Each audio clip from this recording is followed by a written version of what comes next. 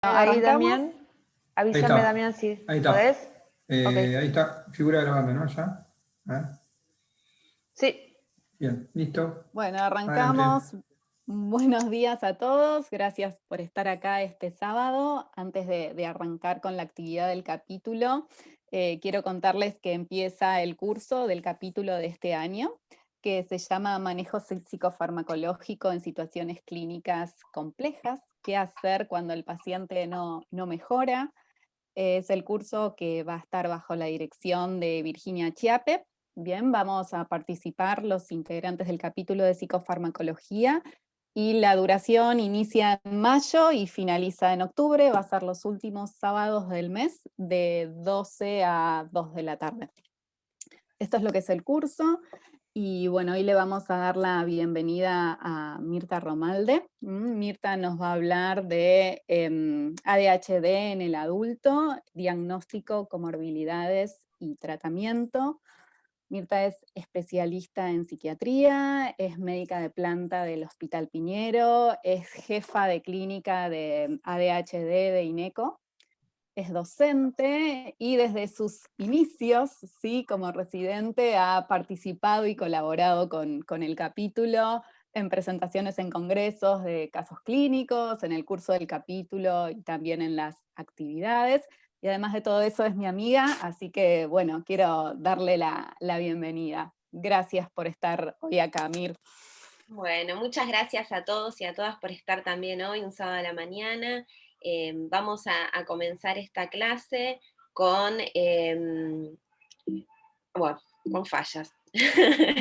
Con un video, ¿sí? Un video disparador que es un documental que está en Netflix, que es bastante controversial, como ya vamos a ver, todo lo que ronda al diagnóstico y al tratamiento del trastorno por déficit de atención e hiperactividad. I learned about ADD after being on the medication. I didn't know what it was. All I knew was for school. And then when I got here, and I was like, holy shit, everybody takes Adderall. Everyone.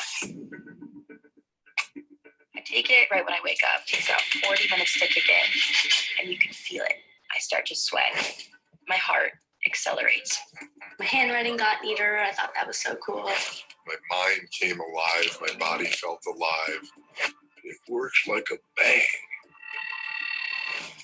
Adderall warning. Side effects may include being awesome at everything.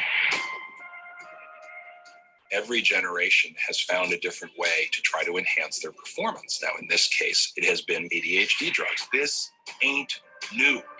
It's not like a glass of wine or a joint or any way that people use to decompress. I really see it as a supplement, as a tool. And I don't think there's anything wrong with that. So then you're primed that a pill is going to give me what I want. I felt this like mounting pressure from work to start using my prescription. That says something about our culture right now. It makes me kind of depressed. We probably have meds for that. Everyone has a little ADD. No, we have distractions, but not everyone has a brain that functions like somebody's with ADHD. I wouldn't say that I'm happy to have Adderall, but I'm happy that Adderall is an option for you. There are cardiovascular risks, psychotic episode. You wouldn't wish that on your worst enemy. But I've got everything I wanted, and there's no way any of that would have been possible without the medication. The perfect employee is somebody that doesn't say no. There is a culture of you do stay up 16 hours for 7 days straight. I've had a seizure from exhaustion.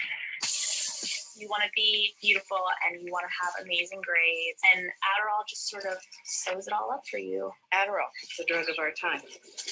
This focus on material progress and productivity, what's the cost of that? At a cost we're willing to live with.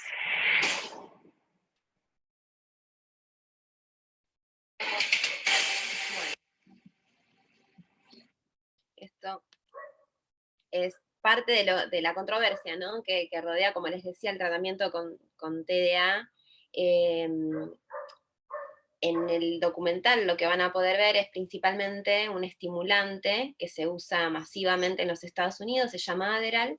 Nosotros acá no tenemos ese medicamento porque no están habilitadas las anfetaminas para el uso como tratamiento del TDA, pero sí lo están los estimulantes, ¿sí? Los estimulantes, yo ya quería presentarlos desde el minuto 1, son el tratamiento de primera línea para el trastorno por déficit de atención.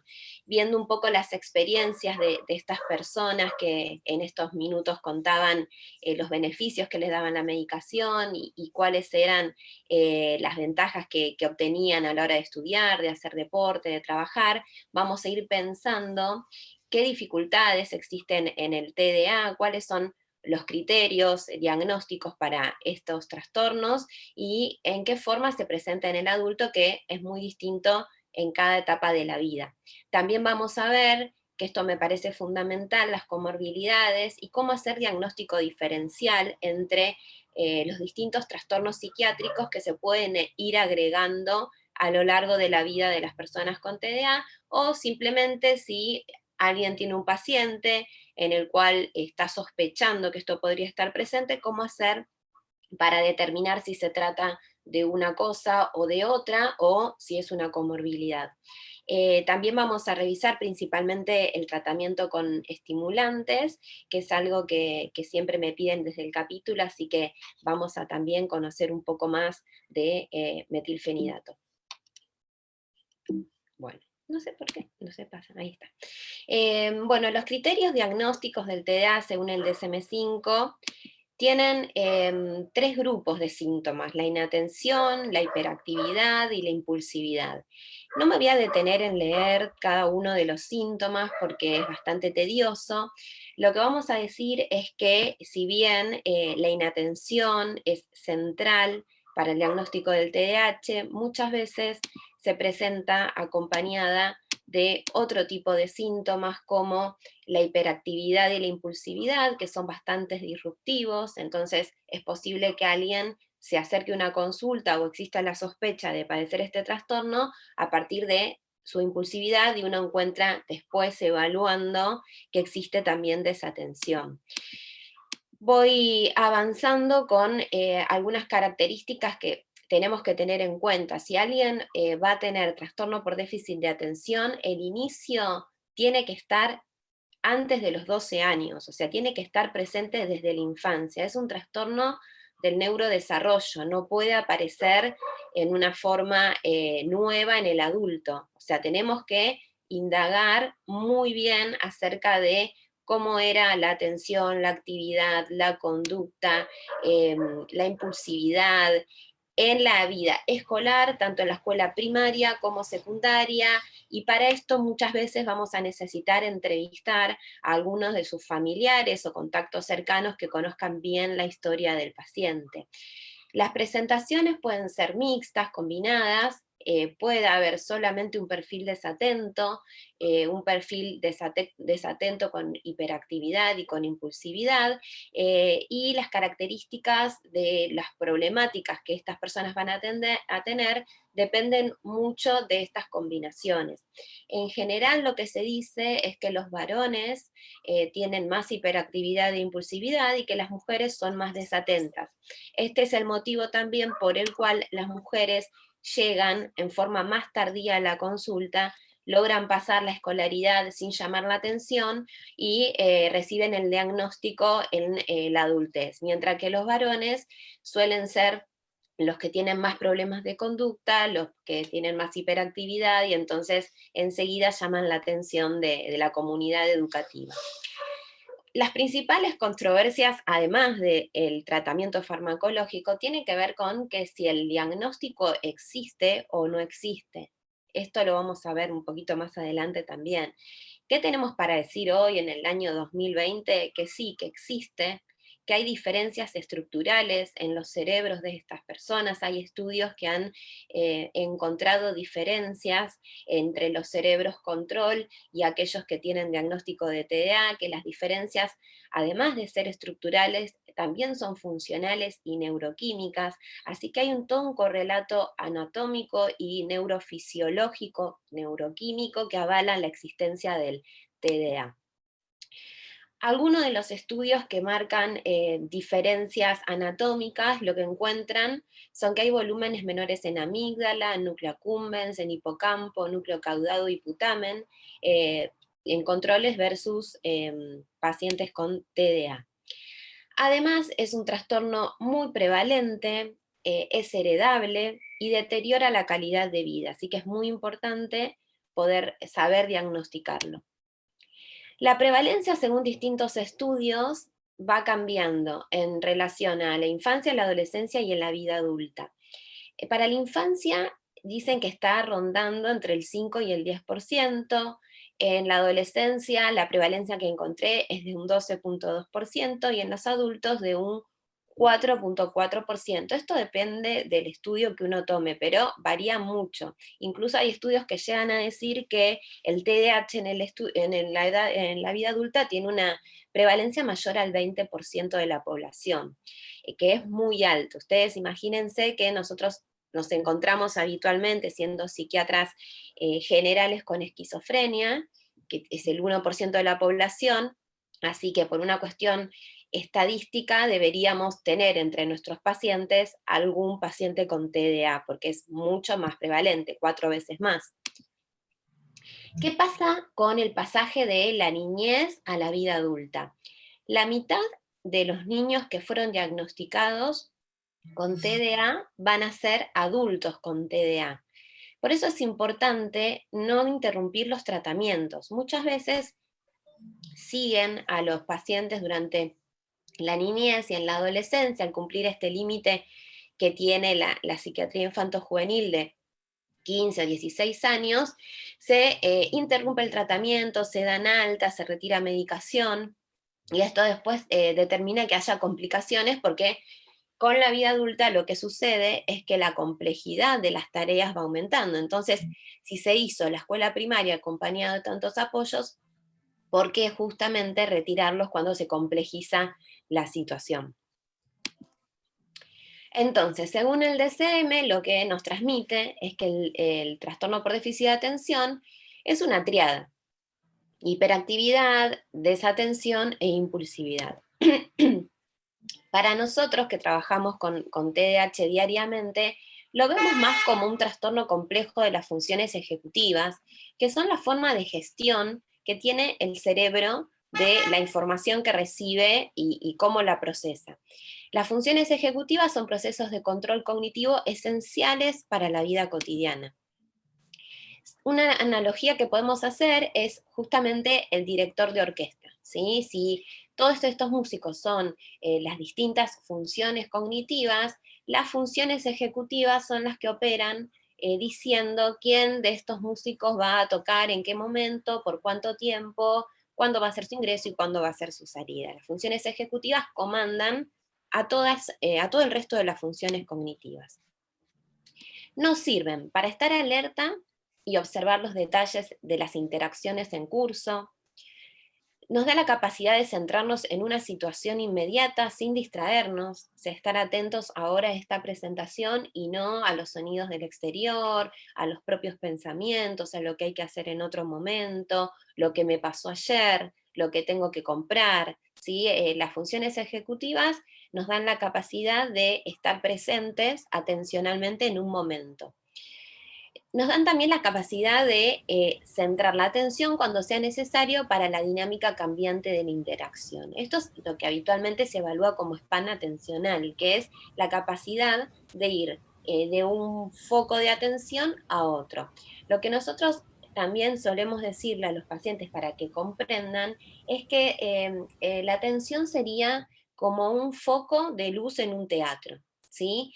O sea, el paciente con TDA lo que va a hacer es enfocar por momentos al público, por momentos al pasillo, por momentos el techo. O sea, imagínense cómo sería la iluminación de una obra de teatro si variaría según la atención comparativamente de una persona con TDA. Sería eso lo que sería la obra. O sea, un momento lo que está sucediendo arriba del escenario y el resto muy diversamente enfocándose en muchas cosas.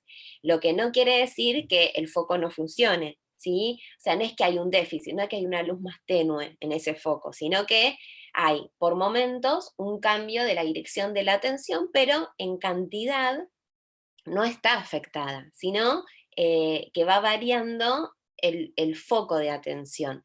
Y a veces suelen hiperfocalizar, y ahí está la confusión de las quejas familiares. Pero ¿cómo? Si está con los videojuegos puede estar 8 horas prestando atención, pero si está mirando la tele está 7 horas prestando atención y no puede hacer una tarea de media hora.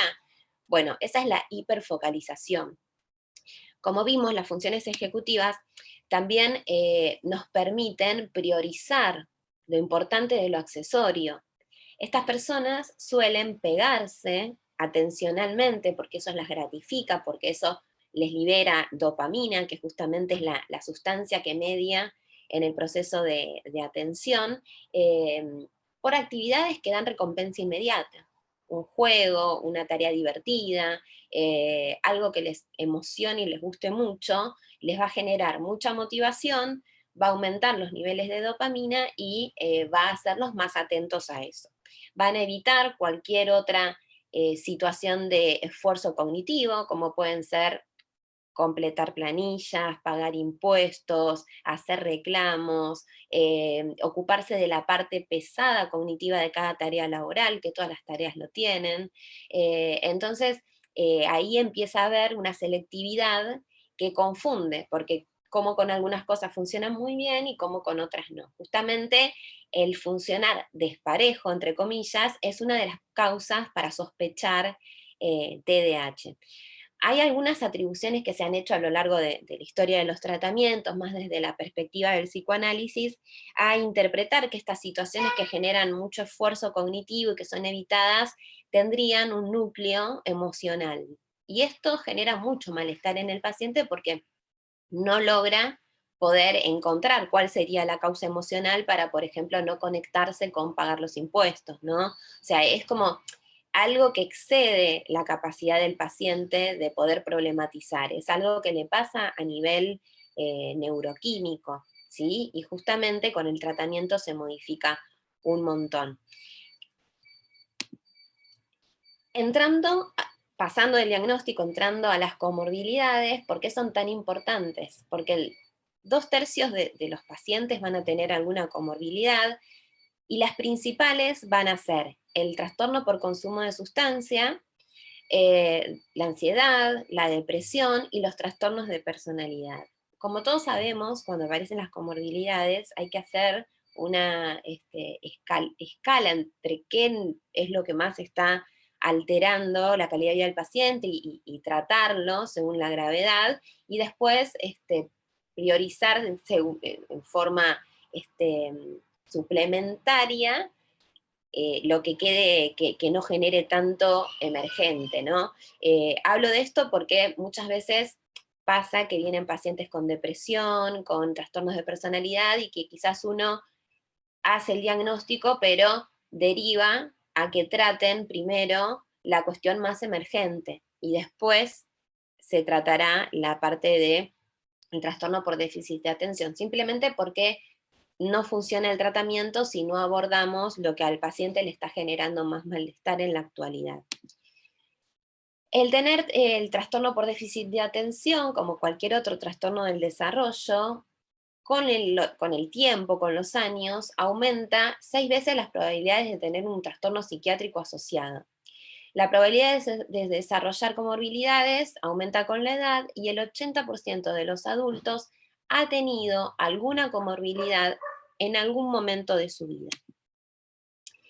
Vamos a ver un poquito qué pasa con la ansiedad en combinación con el TDA. Las personas con ansiedad y TDA tienen autoestima baja. Esto es algo también propio del adulto con TDA. Lo voy mencionando a medida también algunas características del adulto junto con las comorbilidades, porque esto es re importante. Después de una vida en la que hay muchas fallas académicas o de proyectos o laborales o vinculares, por no poder sostener las tareas, por no poder organizarse, planificar, y bueno, y todas las fallas que vimos, el fallar sistemáticamente genera una baja autoestima, un ánimo en general bastante triste, y también puede generar ansiedad, que la más relacionada con el TDA es la ansiedad de desempeño o la fobia social, básicamente por tener estas dificultades previas que hacen que no se hayan podido constituir en sus identidades como personas que se valoran a sí mismas o que tienen capacidades. Siempre se ven en menos. Y esto también es peligroso, después vamos a ver en el consumo de sustancias, porque terminan buscando personas que funcionen igual que ellos y que quizás terminan siendo peligrosas para ellos, ¿sí? Grupos más marginales, grupos que consumen, grupos que no trabajan, que no estudian, porque se sienten pares, ¿sí? Entonces, las personas con ansiedad tienen, y TDAH, autoestima baja, que tiene que ver con todos estos fracasos, va a estar afectado también su estado de ánimo, y los síntomas pueden fluctuar en la infancia, aparecer quizás en el ingreso escolar como ansiedad de separación y después ir evolucionando y fluctuando. A veces están presentes y otras veces no lo están. Los fármacos para el TDAH tienen la misma respuesta en personas con ansiedad que en TDAH sin comorbilidades, porque una cosa que sucede habitualmente es que no se administra estimulantes a personas con ansiedad porque hubo algunos estudios que marcaban que empeoraban los síntomas de ansiedad.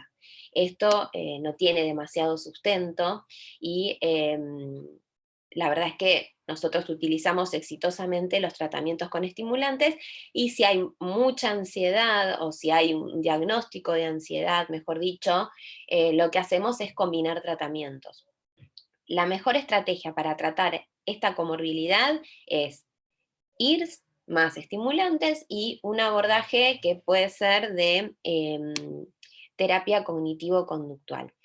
Hay un estudio que aleatorizó a un grupo de adultos y les ofreció, por un lado, solo el tratamiento farmacológico y por otro el tratamiento psicofarmacológico más un programa de terapia cognitiva conductual para desarrollar estrategias y habilidades concretas para TDA, ¿sí? No para ansiedad, sino un tratamiento enfocado en TDA, y tuvieron mejores resultados sobre los síntomas de ansiedad y de depresión las personas que tuvieron el tratamiento combinado. Esto también lo vemos. Si hay un paciente que su ánimo tiene el ánimo muy relacionado con las fallas que le genera en la vida diaria el TDA, y le genera ansiedad el desempeño o desarrolla perfeccionismo, que son todas cosas del espectro ansioso, con una buena estrategia, que puede ser en el caso de si está estudiando metodología de estudio o si es un adulto, un entrenamiento ejecutivo, logran, haciendo ese tratamiento combinado de TDA, mejorar el ánimo y mejorar la ansiedad. Si es una depresión mayor, o sea que cumple todos los criterios y no es que tiene síntomas o decaimiento, bueno, ahí sería lo mejor tratar de combinar con un tratamiento con depresión también. Esto es un poco lo que les decía recién, ¿no? No hay demasiadas evidencias como para decir que no se puede usar estimulantes en personas con TDA. No se sabe si son secundarios los síntomas o si son un trastorno primario que se suma. O sea, hay múltiples teorías, pero en la práctica sabemos que aparecen las dos cosas juntas. Empezamos ahora con trastorno por uso de sustancias, y habíamos visto que es una comorbilidad muy, muy frecuente, alrededor del 50%. ¿Qué características tiene de diferente cuando se combina con TDA? Hay un inicio más temprano, tienen mayor gravedad y cronicidad, traen mayores alteraciones neuropsicológicas y cognitivas. Esto sería, si yo pido una evaluación cognitiva a un paciente que consume habitualmente marihuana y lo comparo con otro que tiene TDA diagnosticados de la infancia y además consume marihuana, el desempeño va a ser peor en las pruebas cognitivas del que tiene la combinación. Hay tasas más elevadas de comorbilidad psiquiátrica en la persona que tiene TDA y consume, y también suelen consumir diversas sustancias al mismo tiempo. No es tanto un consumo de una sola sustancia, sino que utilizan varias según cómo está en su estado de ánimo y las necesidades que requieren. Tienen también menor adherencia a los tratamientos. La adherencia a los tratamientos en general es un tema complejo en las personas con TDA, porque imagínense si esta persona tiene HIV o diabetes, ¿sí? Los controles que requieren muchas veces el gestionar turnos, el ir a las consultas, el hacer los estudios complementarios, retirar medicación. Yo siempre termino como enojándome y después me doy cuenta y nada, me calmo, porque se dan cuenta cuando es la última pastilla, un sábado a la noche, domingo a la noche, pero bueno, o sea, no pueden planificar, les cuesta esto, ¿sí? No, o sea, no es, saben que un sábado a la noche es sábado a la noche, domingo a la noche es domingo a la noche, pero igualmente es una incapacidad de gestionar los propios cuidados, ¿no? Esto se tiene que trabajar también en sesión, hay toda una cantidad de herramientas para suplementar estas dificultades que tienen que ver con alarmas, uso uso adecuado de agenda, porque todos tienen agenda, pero bueno, si las ves, están anotadas los cumpleaños nada más. Entonces, la idea es un uso bien completo de la agenda. Y también no cualquier agenda, ¿no? Hay que buscar agendas que tengan todas las horas, o sea, eso hay que acompañar también a la persona durante el tratamiento a que pueda implementar estas herramientas que ayudan un montón. Bueno, habíamos dicho que las personas consumían múltiples sustancias, pero la más frecuente, esto les pasará también a ustedes en la consulta, es la marihuana. ¿Qué pasa con el TDA? Bueno, puede ocultar la manifestación de los síntomas de TDA, enmascararlos o exacerbar los síntomas. En general, los pacientes lo que suelen decir es que logran concentrarse mejor cuando fuman, y eso tiene que ver con que les baja el componente de hiperactividad. Entonces, al estar más relajados, entre comillas, logran sostener mejor la atención. ¿Por qué las personas con TDA consumen en su mayoría? Primero porque hay unos rasgos de personalidad, que es esto que hablábamos, que se va construyendo una identidad complicada, con baja autoestima y demás, que favorece el acceso a grupos donde se consumen sustancias y a la vez, al no tener quizás una buena inserción laboral o escolar, quedan muchas veces sin proyectos, con mucho tiempo libre y terminan accediendo a la sustancia. En cuanto a los mecanismos neurobiológicos, hay un correlato, principalmente hablamos recién de la marihuana, pero también vamos a mencionar a la cocaína. ¿Por qué? Porque hablábamos al inicio de que estas personas necesitan, para poder funcionar, elevados niveles de dopamina que estén disponibles durante mucho tiempo en el espacio presináptico para poder prestar atención. Y eso, que lo da la medicación, y ahora lo vamos a ver, también lo otorga la cocaína y otras sustancias adictivas, ¿sí? De hecho, se está estudiando el uso de microdosis de LSD para el tratamiento de la atención, o sea, las drogas ilegales están teniendo también últimamente, hace varios años ya, su campo de estudio dentro de la psiquiatría, y bueno, la que más se ha posicionado principalmente en depresión, que conocemos, es la ketamina, ¿no? Que antes era impensado, bueno, se ha estudiado y puede llegar a ser una opción terapéutica para algunas personas. Bueno, esto también continúa en estudio.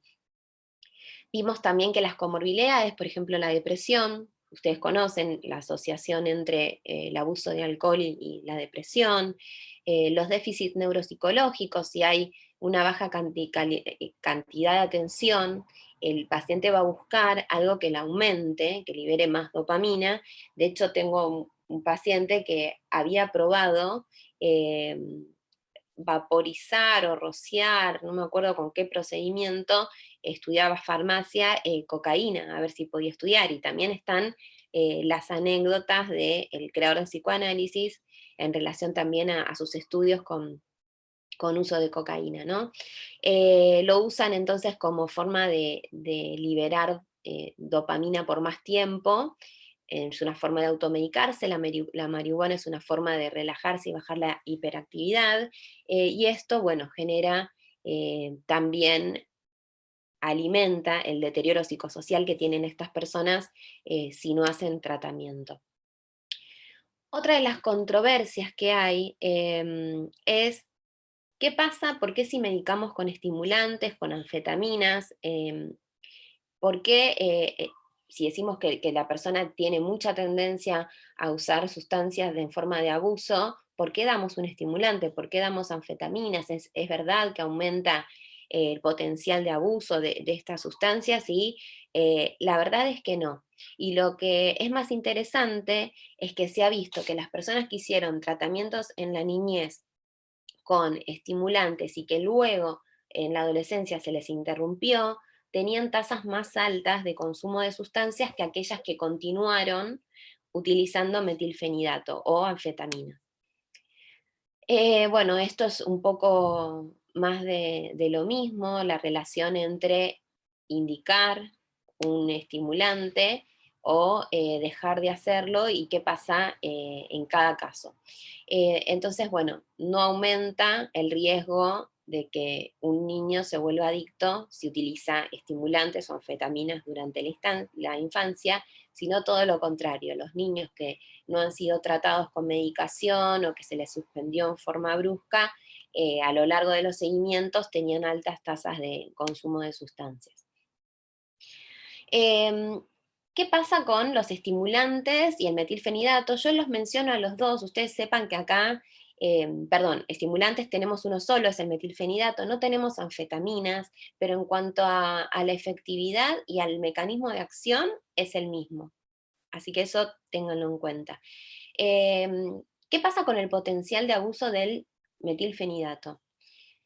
Va a depender de las características individuales. Por ejemplo, si yo tengo un paciente que fue adicto a la cocaína, quizás no use el metilfenidato como primera opción terapéutica.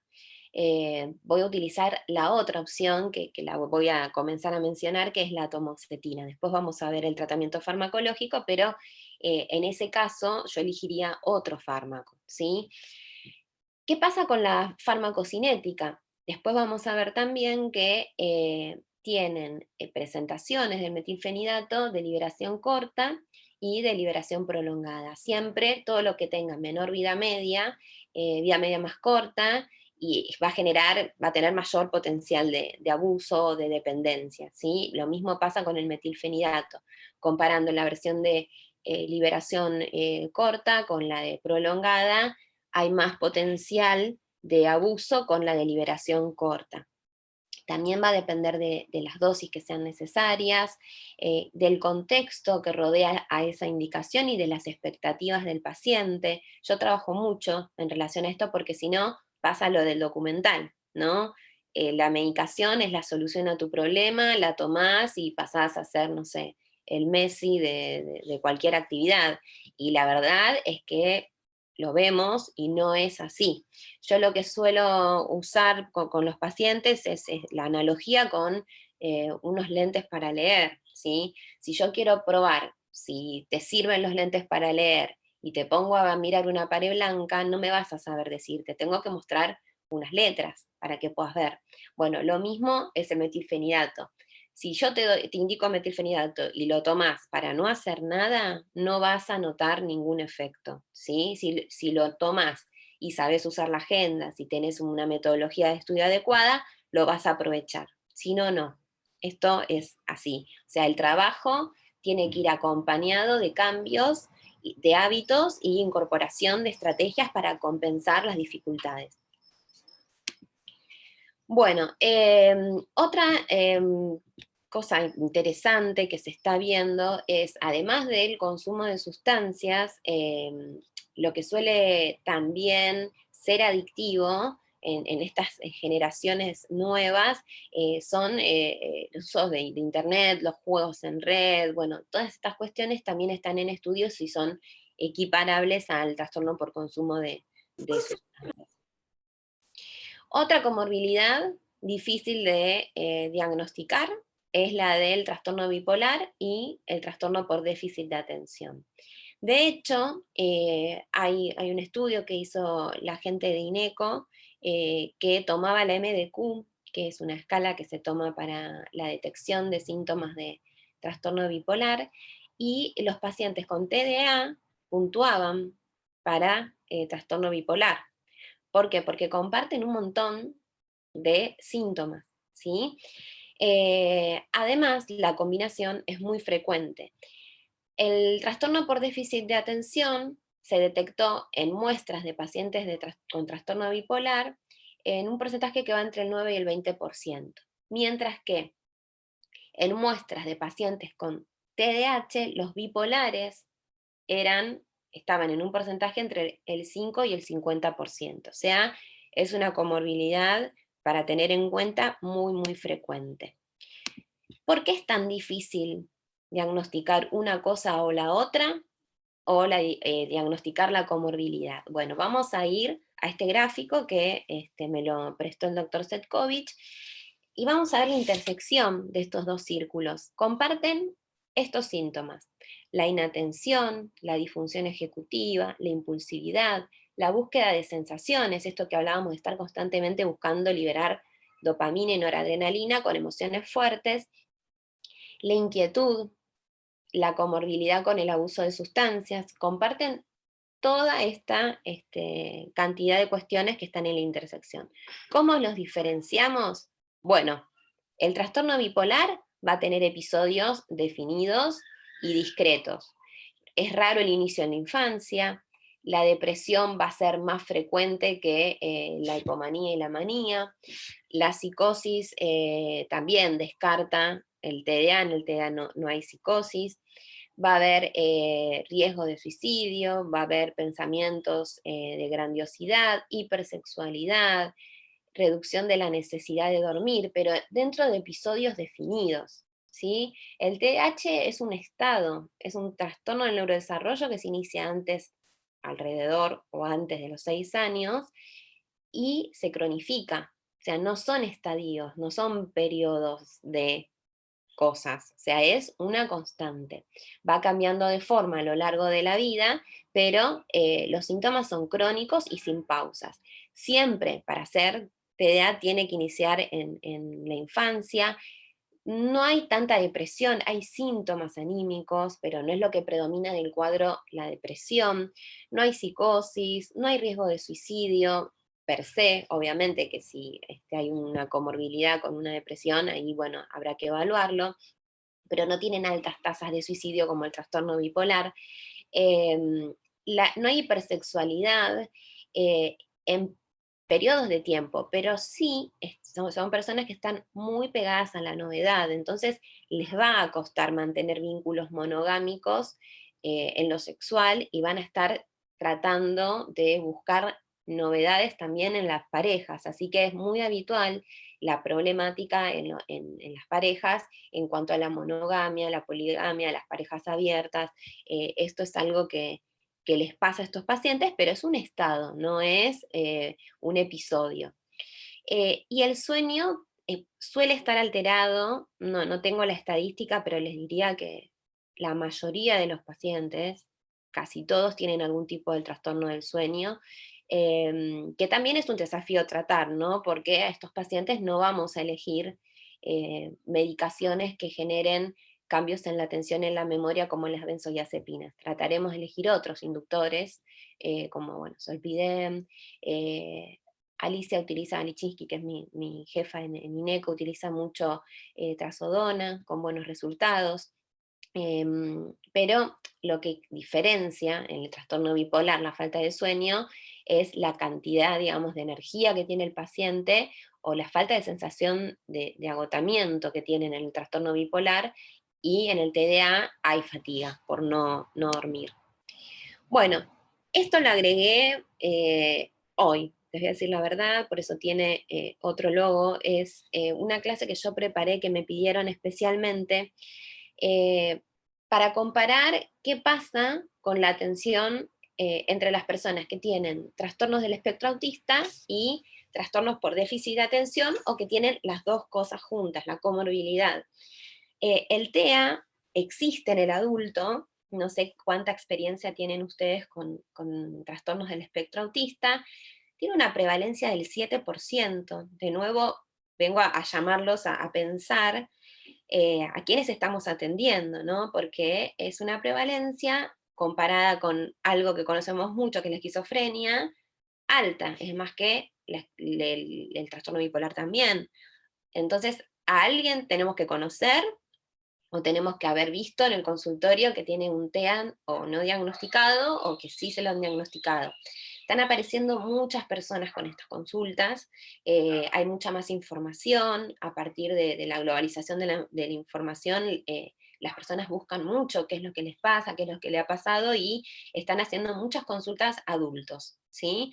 Así que bueno, hay que estar también un poco preparado para saber diferenciar estas cuestiones que tienen muchos puntos en común.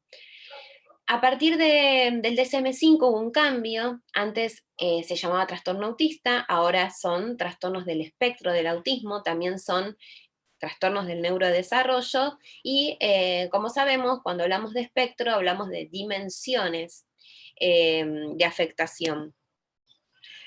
Hay una triada característica para el diagnóstico de autismo, que son los problemas graves en la interacción social recíproca, en la comunicación. En casos graves no se alcanza el lenguaje, no se alcanza ningún tipo de comunicación, pero en los casos que quizás lleguen a nuestro consultorio vamos a ver que sí, que son personas que pueden tener una variable de alto funcionamiento como es el Asperger, o una también que no sea Asperger, pero que funcionen con alto funcionamiento.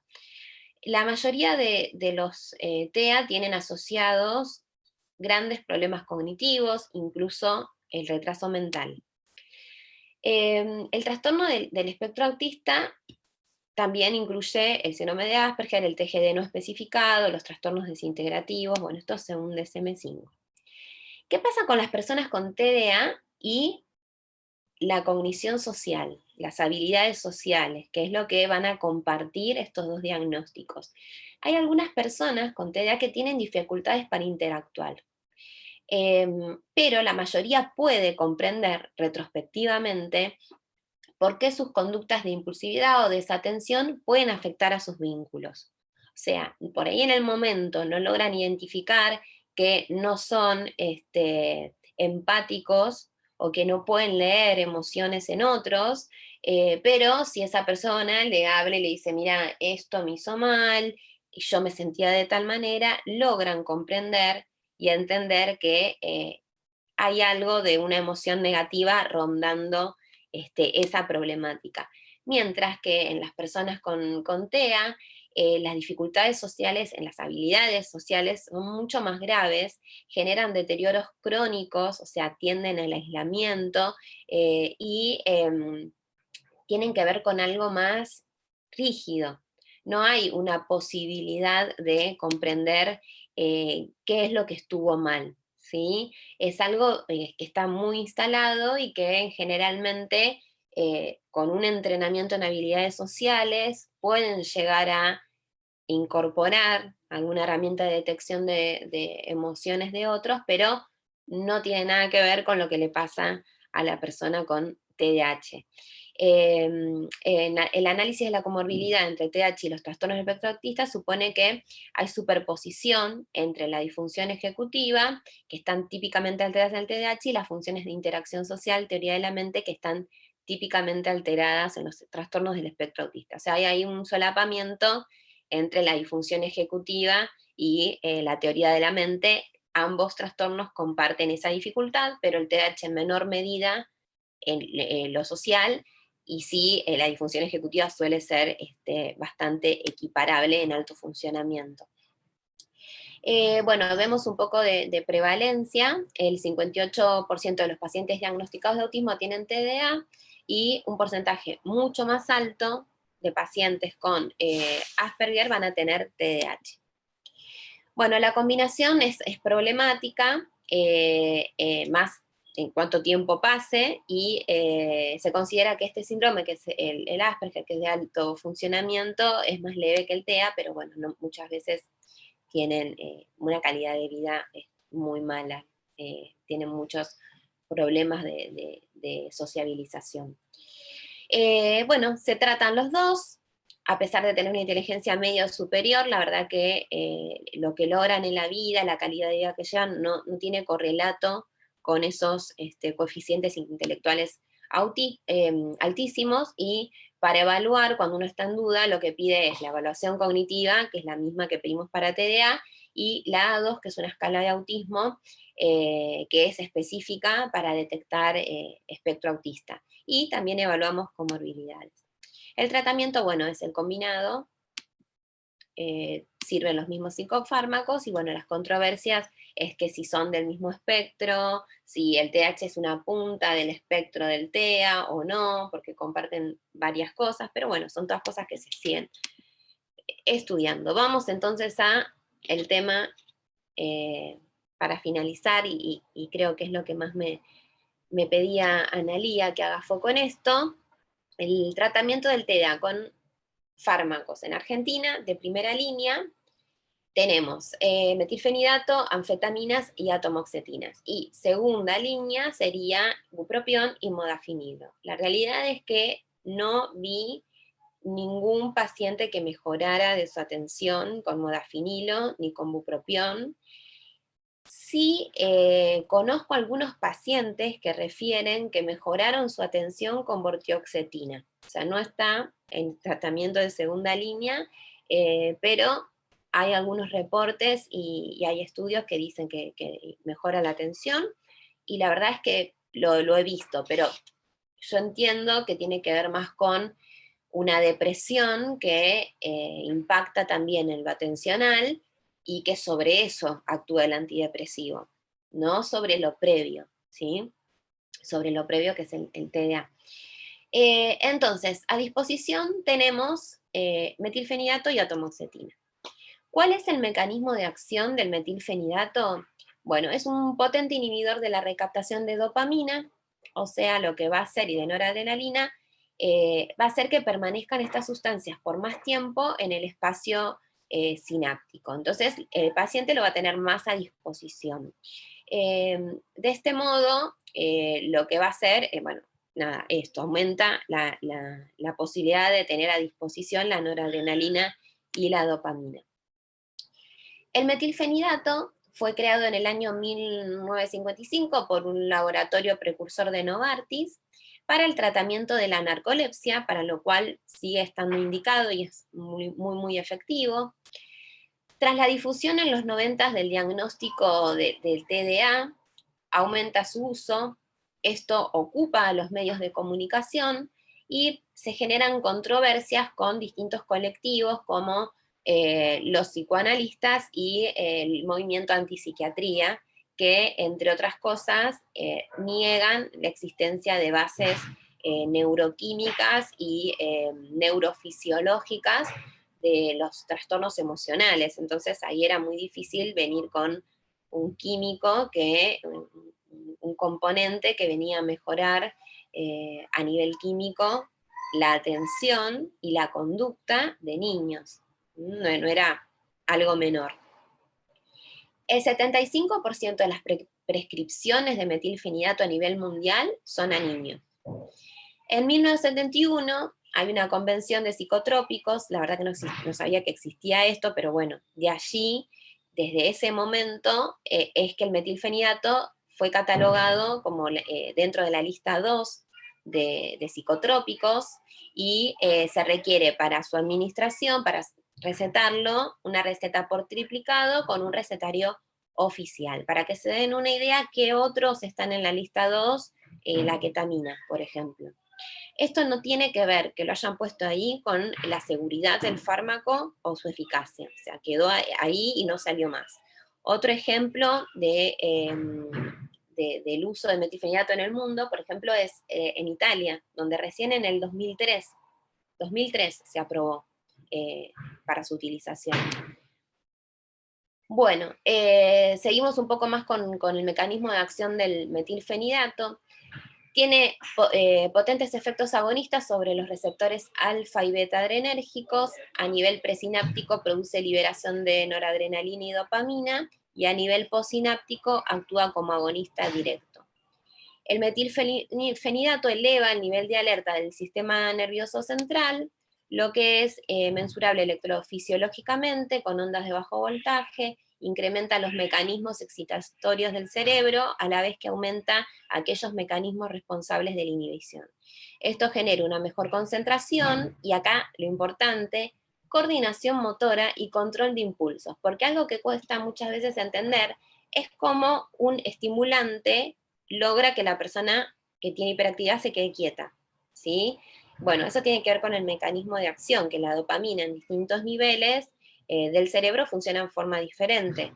En la parte motora va a hacer que la persona no esté hiperactiva, que tenga una buena coordinación motora, que es otra cosa que suele suceder. Las personas suelen ser torpes, chocarse con objetos, ser malos en deportes, en algunos casos, porque también hay muchas personas que tienen TDA y son muy exitosos en el deporte y les hace muy bien para mejorar su atención y descargar energía, participar de los deportes. Pero bueno, en general cuesta entender cómo un estimulante te puede hacer quedarte quieto. Este datito último acá, que es súper, súper interesante, es la tasa de respuesta del metilfenidato, que es la misma que las anfetaminas. O sea, yo receto metilfenidato, lo mismo que podría dar el Adderall, es igual, o sea, es igual de efectivo. Y la tasa de respuesta es del 80%, que esto es una tasa altísima. Ustedes piensen los antidepresivos, ¿sí? Hasta donde yo recuerdo era alrededor del 30% la respuesta, quizás haya estudios más nuevos que dicen otra cosa, pero siempre me quedé con ese número. Bueno, 80%, o sea, casi todos los pacientes van a tener una respuesta al metilfenidato.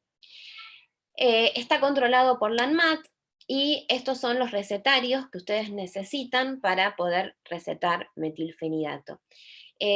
¿Cuáles son los pasos a seguir? Esto es previo a la pandemia, les voy a contar mi experiencia en pandemia también, pero bueno, se tienen que dirigir al edificio de la ANMAT, que se encuentra en Alsina 671, los horarios de atención son prepandemia, los que figuran acá, que es de lunes a viernes de 8 a 14, la inscripción del profesional es lo primero que tienen que hacer. Ellos les van a pedir que presenten la matrícula, el DNI, la constancia de CUIL y el sello. Van a completar un formulario con todos sus datos, su domicilio profesional, y ya están en el registro de prescriptores. Luego, lo que van a tener que hacer es, a medida que se les vayan acabando los recetarios, ir a buscar más. Tenían un valor. O sea, antes vos ibas, una vez que ya estabas inscripto, te presentabas diciendo, bueno, quiero tener mi recetario de metilfenidato, y le decían, bueno, vaya con este papel a la tesorería que queda en otro edificio, en Avenida de Mayo, 3 cuadras de ahí. Uno abonaba. Hasta ese momento creo que el recetario por 20 valía 1.200 pesos.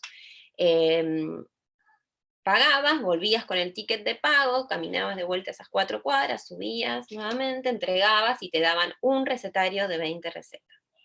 Que es poco, la realidad es que hay que ir frecuentemente. En pandemia esto cerró, fue solo atención virtual, ponían un día y una hora, vos te comunicabas por mail. Yo no lo llegué a hacer a eso, porque eso fue como en la pandemia donde estaba todo el cierre de fase 1. Yo fui en el verano.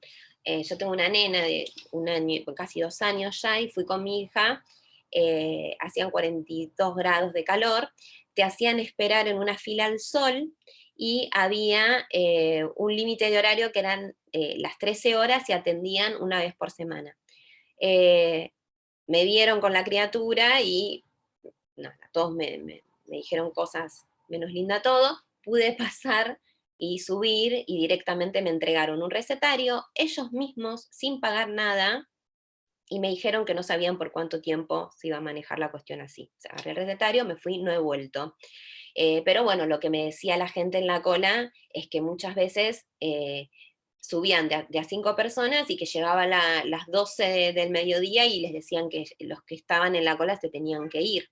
O sea, es muy complejo, ¿no? Y este es todo un mundo que el paciente, cuando te pide la receta, que no, bueno, la consulta no, por este mes no quiero consulta, solo necesito la receta, ese solo necesito, no es eso. O sea, es tener también en cuenta que uno, cuando está dando un estimulante, tiene que hacer un control farmacológico, que la receta está controlada. Me ha pasado que me han llegado cartas preguntando si mi firma era, si mi sello era, si conozco al paciente, y contesté que sí. Eso tiene que ver con que hay también un cupo que el paciente puede retirar por mes, y si el paciente se excedió de ese cupo, sonó alguna alarma en la farmacia y tuvieron que dar aviso, ¿sí? Así que bueno, es toda una complejidad indicar metilfenidato que la verdad predispone a que mucha gente no lo utilice. Pero es muy bueno y como les decía, tiene una tasa altísima de respuesta, y el de liberación común tiene una duración de 4 horas, el de liberación prolongada marca la Ritalina 8 horas, el Concerta 12 horas. Esto tiene que ver con disminuir, son muchas cosas. Por un lado, si es alguien que tiene que andar en la calle y le molesta tomar 2 veces, bueno, lo tiene resuelto tomando una sola. Si la persona tiene una necesidad de estar concentrada en un bloque en el día, o a la mañana o a la tarde, va a elegir la deliberación corta. Si tiene que estar concentrado por 8 horas, va a elegir otro tipo de presentación. Así que bueno, hay opciones para los pacientes. Como dijimos también, cuando vemos que un paciente está aumentando mucho de dosis, que siente que ya no le hace tanto el efecto, o que siente muy bruscamente el cese del efecto, que es como un bajón, lo describen medio así como un bajón, que de repente se pueden prestar atención y hacer de todo y después no pueden, quedan como congelados. Bueno, eso significa que sienten mucho el descenso plasmático de la medicación, y ahí probamos la otra presentación, que tiene unas mesetas y valles interesantes para que no aparezca ese efecto. El inicio de acción de ambas presentaciones es alrededor de 40 minutos, y la dosis va de 20 a 60 miligramos día, es lo más habitual, y algunos estudios hablan de 1 miligramo kilo, y esto es especialmente para pediatría, que se manejan por kilaje. Los efectos adversos más frecuentes son insomnio, anorexia y arritmias, pero las arritmias son en personas que tienen trastornos cardiovasculares previos. Por eso, nosotros pedimos, si bien no es necesario, no es estrictamente necesario, con un electrocardiograma podría estar bien, para estar seguros pedimos ergometría de 12 derivaciones y un ecocardiograma para detectar patología en jóvenes, porque esta es nuestra dificultad. O sea, atendemos personas jóvenes, adultos jóvenes, que quizás no se hacen chequeos como las personas mayores que ya tienen sus controles anuales.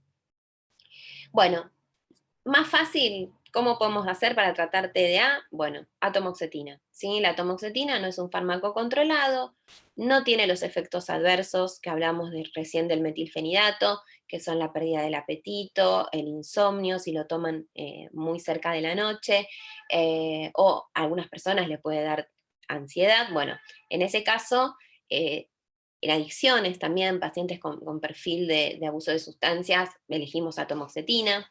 Se creó en los años 90 y sirve para tratar también depresión y ansiedad en estos pacientes. El mecanismo de acción es bloquear la recaptación de noradrenalina presináptica, aumenta la disponibilidad presináptica de noradrenalina. No tiene impacto directo sobre la dopamina. Los efectos adversos son muy frecuentes, o sea, lo toman, lo tienen, pero bueno, lo que ahí uno tiene que hacer es sopesar qué importa más, si el resultado o la molestia. A veces son muy leves, se queda de boca, necesidad de aumentar la ingesta de líquidos por esto, constipación, disfunción sexual, reducción del apetito, dispepsia, mareo, sudoración. Y hay otros también que me ha pasado con varios pacientes de dificultad en la micción por bloqueo alfa, ¿sí? Interfiere con los receptores prostáticos y hacen que en los varones pueda aparecer esta dificultad. En ese caso, bueno, uno evalúa suspenderlo, ¿no? Claramente. Con esto terminamos. La mayoría de la información la tomé de un libro de Thomas Brown, que se llama Comorbilidades del TDAH, y en cuanto a la patología dual, ahí tienen también la fuente. Cualquier cosa, algo de lo que tengan dudas, que les interese, algún paper de los que compartí, me escriben. y bueno, yo les contestaré en la medida de lo posible sus dudas, y también ahora mismo.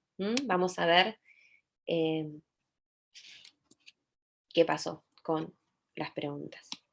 Bueno, gracias Mirta, excelente la presentación. Ahora arrancamos el espacio de preguntas, pueden preguntar directamente en el chat, o si alguien quiere se puede desmutear también, ¿no? Y preguntarlas en vivo, dado que somos más o menos 40 personas. Arranco yo haciéndote una pregunta. Sí, Lau, decime. Dale, no, después. Yo tenía una Bueno, pregunta, pero arranca vos. Dale, no, yo te quería preguntar esto. Cuando arrancaste dijiste que el tratamiento de primera línea era el farmacológico, pero bueno, escuchándote un poco desde hace un tiempo, sé que no medican a todos los pacientes, ¿no? Entonces, ¿por qué si es de primera línea no están medicando a todos los pacientes? ¿Cuál es la razón o cuándo deciden y eligen medicar? Mira, la primera línea es lo que dicen las guías de tratamiento, no es lo que nosotros hacemos exclusivamente, como guiarnos por lo que dice la evidencia. O sea, sí lo tenemos en cuenta, pero no indicamos a la mayoría de los pacientes medicación. De hecho, la mayoría de los pacientes no quiere medicación, y esto lo dejan claro ya desde las primeras consultas, así que también tiene que ver que se ponga por encima de los otros tratamientos, el metilfenidato, el dinero que mueve, ahora me pongo antipsiquiatría, ¿no? Pero digo, es verdad que los laboratorios posicionan a los fármacos y te los dejan alineados en lo que sería primera opción. Bueno, si el paciente no quiere, si el paciente tiene efectos adversos, o nosotros consideramos que por el resultado de la evaluación cognitiva se podría beneficiar de un entrenamiento ejecutivo o de metodología de estudio, arrancamos por ahí.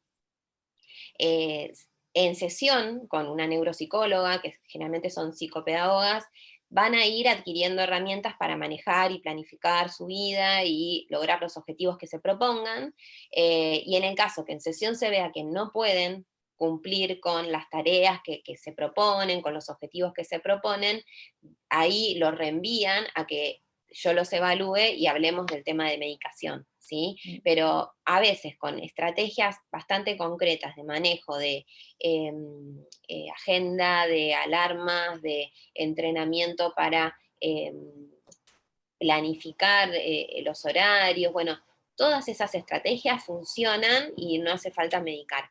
Pero bueno, la primera línea es porque en las guías de tratamiento hablan de eso. Si no hay tanta evidencia de los tratamientos no farmacológicos, sí la terapia cognitiva conductual investiga un montón y genera todo el tiempo evidencia, pero no tanto neuropsicología, ¿sí? Así que, bueno, hay mucha más evidencia a favor del fármaco. Entonces, arrancarían con un tratamiento no farmacológico y si no funciona ese tratamiento o no alcanza ese tratamiento no farmacológico, irían al farmacológico. Sí. ¿A qué pacientes de una les indicas medicación? Digamos, que no pensás que pasen primero por el no farmacológico. Digo, ¿hay algunas situaciones que vos decís, acá tengo que arrancar? Sí. La evaluación cognitiva nos da un montón de herramientas también para ver en qué situación está el paciente en ese momento. La desesperación que lleva al paciente a la consulta, ¿sí? Una persona que, por ejemplo, una paciente que mediqué en la primera consulta, diagnostiqué y después secundariamente la mandé a hacer la evaluación, era una paciente de 38 años que de libro te contaba todas las dificultades que tuvo desde chica hasta esa edad, que estaba sin trabajo, que le había llegado una propuesta importante que le podía resultar en un cambio de calidad de vida, y que se sentía totalmente incapaz para enfrentarlo, que sabía que no iba a poder con eso, se sentía mal anímicamente, había tenido también síntomas de ansiedad tipo pánico, o sea, todo en relación a esta posibilidad que ella veía que era algo importante, que de hecho estaba sin trabajo, y no la podría enfrentar. Yo sentía como que si fracasaba en esto también, ahí sí vamos a estar entre una depresión franca, y bueno, y esta chica yo le indiqué atomoxetina, o sea, por las comorbilidades, y arranqué en la primera consulta, justamente porque la atomoxetina, creo que no lo mencioné, pero tarda en hacer efecto, o sea, no es un antidepresivo, es en realidad fue fabricado como un antidepresivo, después se vio los efectos sobre TDA, así que yo sé que iba a tardar. Le indiqué esto, le pedí la evaluación cognitiva, y bueno, perfil de ese ejecutivo, o sea, claramente TDA, y ahora hablamos de empezar también en combinación con metilfenidato, porque además este año, supuestamente a mitad de año, se recibe en la Universidad de Córdoba de una carrera que es de archivos, o sea, ella quiere trabajar sobre archivos de artistas, así que son sus últimas materias, ¿no? Entonces es como que tenía todo, una actividad laboral, sus últimas materias, traía la baja autoestima, el ánimo triste de 38 años de andar con estas dificultades, así que bueno, esa paciente de una la mediqué y no está haciendo entrenamiento ejecutivo, porque esto también hay que decirlo, es muy caro, o sea, la verdad que los medicamentos son caros, 14.000 pesos más o menos sale un tratamiento con atomoxetina, el metilfenidato debe andar por los 10.000 pesos también, si no tenés una obra social que te lo cubra, que muchas no los cubren, no hacen descuentos sobre este fármaco, así que eso, más la consulta, más el entrenamiento, se vuelve súper oneroso, y realmente, por lo menos lo que yo conozco, no hay dispositivos de tratamiento para adultos jóvenes que tengan TDA en el ámbito público, así que también hay que hablar de eso, así que por el momento con ella empezamos bien con lo farmacológico, no es lo habitual. Bien, y otra consultita más, y después dejo al resto del público. Sé que en ocasiones, creo que al menos lo hacen con el metilfenidato, que hasta pueden no tomarlo todos los días, ¿no? Como que van seleccionando, digo, ¿cómo se los entrena a los pacientes con eso, ¿no? Para que... Sí, el metilfenidato, como les contaba, tiene una duración de acción de 4 horas o de 8 horas. Y va a ser efectivo mientras el paciente tenga la dosis en su cuerpo. O sea, eso yo le explico al paciente. Entonces, si un día no va a necesitar prestar atención, estudiar, hacer pendientes, ni nada que le requiera esfuerzo cognitivo, ese día no lo toman. Por lo general, los fines de semana suelen ser días de descanso, salvo que haya algún final o alguna reunión o algo en donde quieran estar atentos o tengan que manejar. Hay pacientes que lo toman para manejar. O sea, esto también es uno de los usos de esta medicación. Hay otros usos, no los puse, pero también puede servir para, por ejemplo, en paliativos, cuando hay tratamientos con opioides y hay mucha sedación y estupor, el metilfenidato es un buen fármaco para que los últimos momentos en la vida de las personas sean sin dolor, pero despiertos, lúcidos, ¿sí? Atentos. Sirve para traumatismo de cráneo, también para los déficits cognitivos del traumatismo de cráneo. Sirve para depresiones secundarias en cáncer también, para mejorar toda la cuestión evolutiva, atención.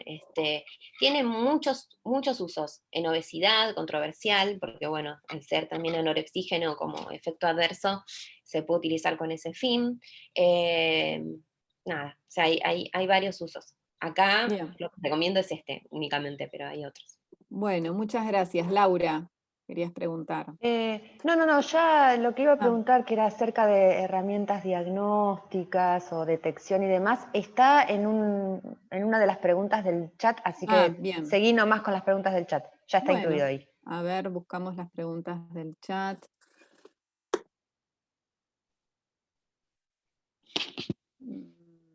A ver...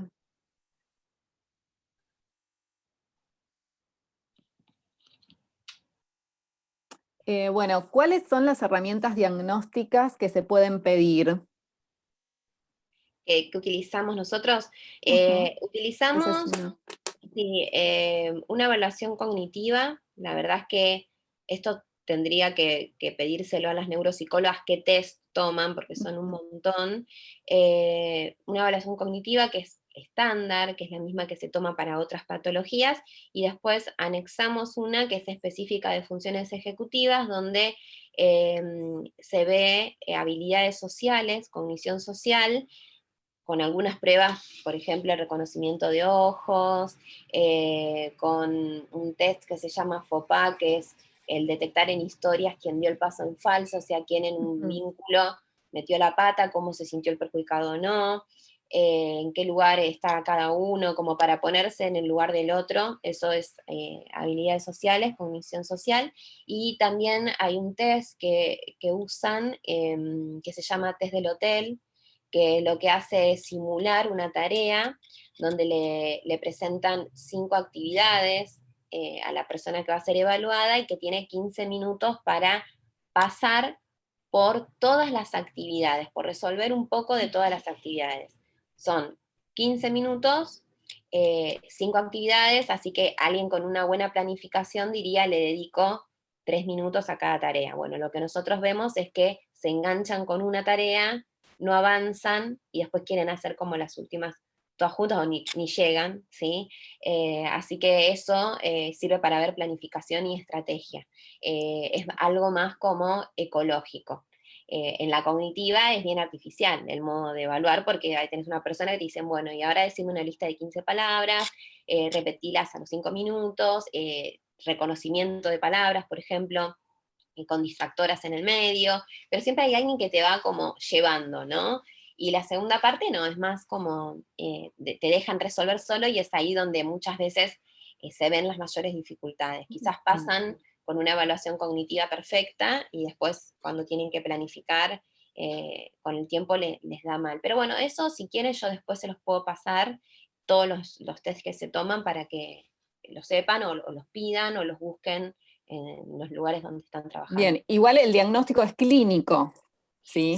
Sí, esos son los estudios complementarios. Diagnóstico como siempre, como psiquiatría es clínico, hay escalas autoadministrables también, pero bueno, nosotros lo hacemos con la entrevista y con la evaluación cognitiva.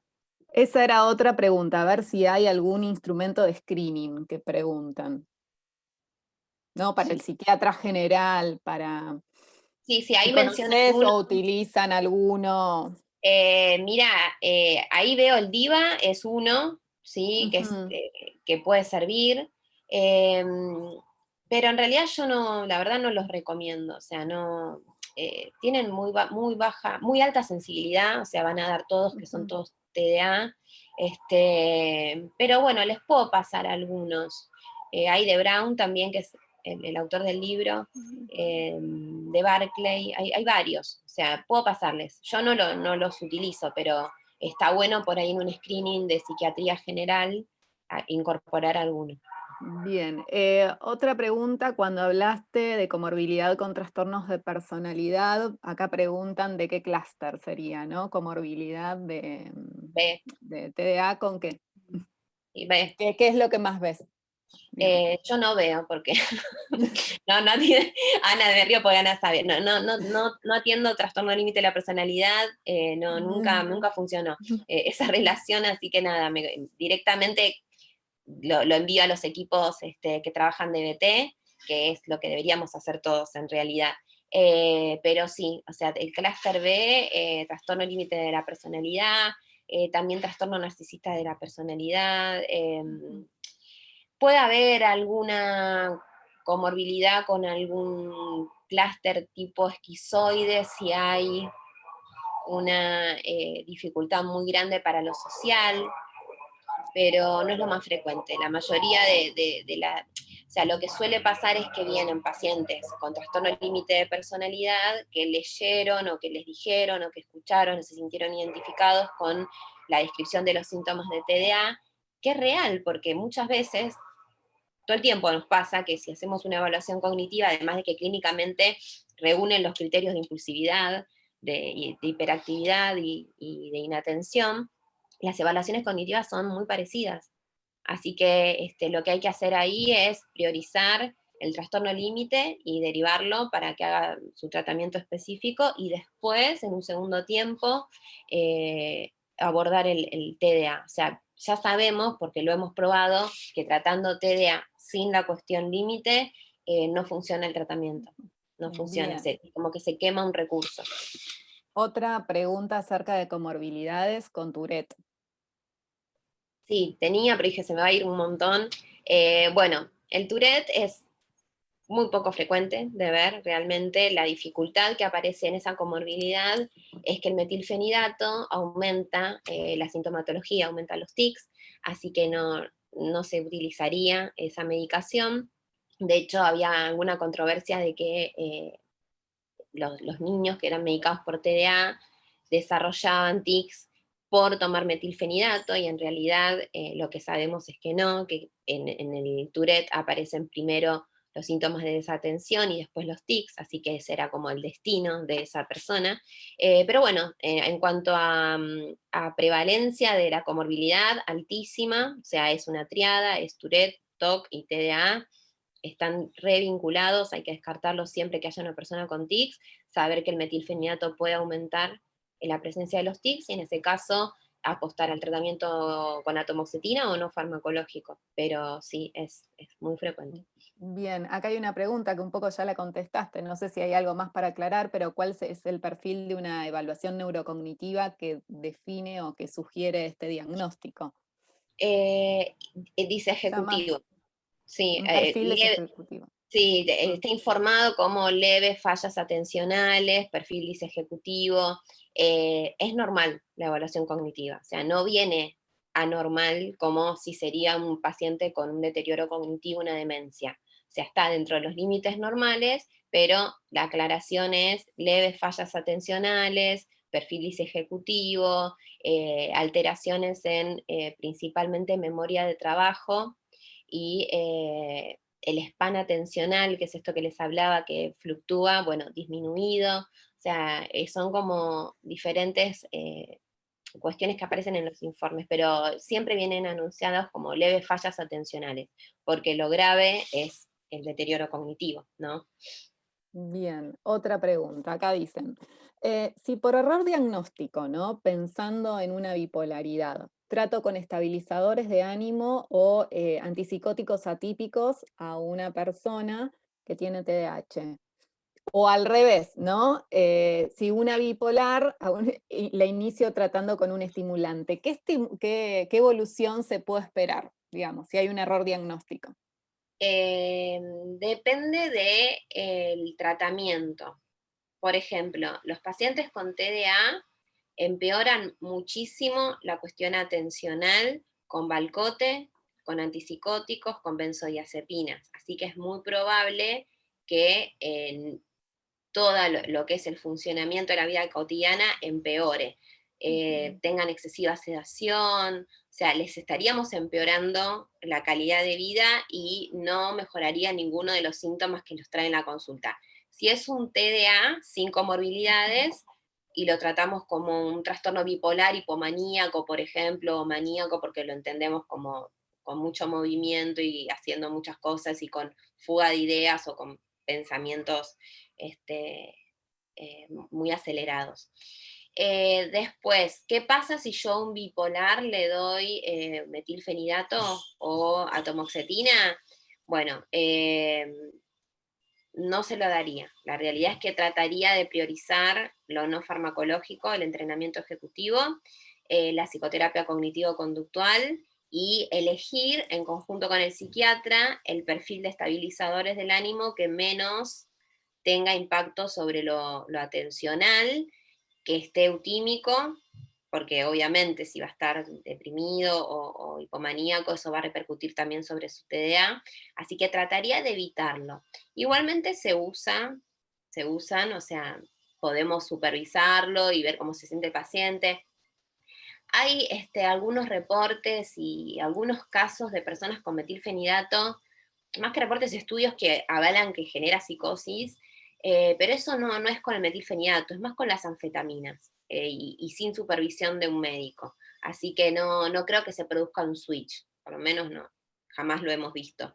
Sí nos ha pasado una vez de un paciente muy joven, de creo que 19 años, que lo vieron en el equipo de Strejilevich, que cumplía todos los criterios, TDA únicamente, y que bueno, un fin de semana tuvo un episodio maníaco, y eso hizo repensar la cuestión diagnóstica, pero también hay un tema con las edades, ¿no? O sea, hay que ver a qué edad viene el paciente y si tiene, no sé, 40 años y nunca tuvo un episodio afectivo, no pensar que pueda ser bipolar, ¿no? Y sin antecedentes familiares. Me olvidé de decirles que esto es importante, indagar antecedentes familiares, es muy heredable, se los mencioné así al pasar, pero es muy, muy heredable, un 40%, así que hay que buscar madres, padres, y muchas veces cuando diagnostican al hijo es que los padres hacen tratamiento, y antecedentes obstétricos. Sí, eso también, infecciones en el embarazo, algún problema durante el embarazo, consumo de tabaco, alcohol, bueno, todas las cuestiones perinatológicas que puedan producir un descenso de oxígeno al momento de nacer, también pueden después derivar en TDA en la vida adulta.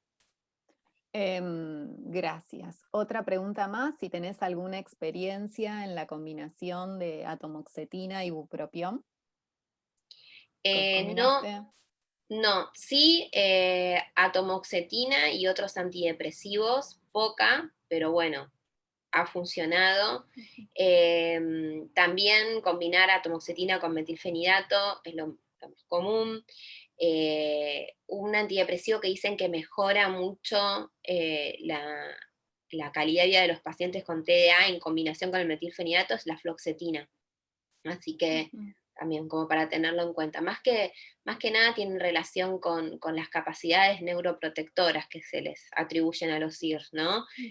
Por eso, o sea, más que porque alguien tenga depresión, pero casualmente me pasó de alguien con depresión que toma metilfenidato. Pero bupropión, la realidad es que lo uso bastante poco como antidepresivo, no es de los de mi elección, sí para, bueno, cesación tabáquica, pero bueno, no es de lo que más utilizo. Bien. Otra pregunta, dicen, dada la alta prevalencia en el adulto, ¿no? Y lo poco que lo diagnosticamos nosotros, ¿en qué focalizamos? ¿En qué síntomas, signos podemos pensar para revisar nuestros diagnósticos? ¿Cómo preguntar? ¿Qué preguntar? ¿Cómo llegar? ¿Cómo identificarlos? Esto lo agrego yo. ¿Desde cuándo? Esa es la pregunta que hay que hacerle al paciente. ¿Desde cuándo? Y te va a decir toda la vida, desde siempre. Porque va a venir, me olvido las cosas, pierdo las cosas, o no puedo prestar atención, hago mal mi trabajo, me equivoco, tengo bajo autoestima, desde siempre. Cuando alguien te dice desde siempre, tenés que empezar a indagar infancia, adolescencia, y si es infancia, adolescencia, es neurodesarrollo, y ahí vas descartando qué opciones pueden ser. TDA, TEA, pero la pregunta clave para mí es ¿desde cuándo te pasa esto? Y ahí aparece el TDA. Y pensando en esto, ¿no? En la hiperactividad, digo, y la hiperactividad en el adulto, ¿cómo la identificas? ¿Cómo es la hiperactividad? La hiperactividad en el adulto puede ser motora, o sea, puede haber movimientos constantes de manos, de pies, necesidad de pararse continuamente, que te diga que, no sé, que en el trabajo tiene que salir a fumar 20 veces o que tiene que ir al baño, o sea, no puede quedarse sentado, que no es tan habitual en el adulto aprende a que tiene que quedarse sentado, a diferencia de lo que pasa con los niños, pero puede ser verbal, la hiperactividad y mental, que ahí es el diagnóstico diferencial con la taquipsiquia o con el TAG, por ejemplo, ¿no? Pensamientos que no paran, bueno, la hiperactividad puede ser también mental. Bien, y esta es una pregunta que agrego yo, de algo que estuve leyendo hace poquito. Digo, ¿siempre es inicio antes de los 12 años? ¿No se piensa en formas de inicio tardías o no está como en discusión eso también, que habría formas de inicio en el adulto?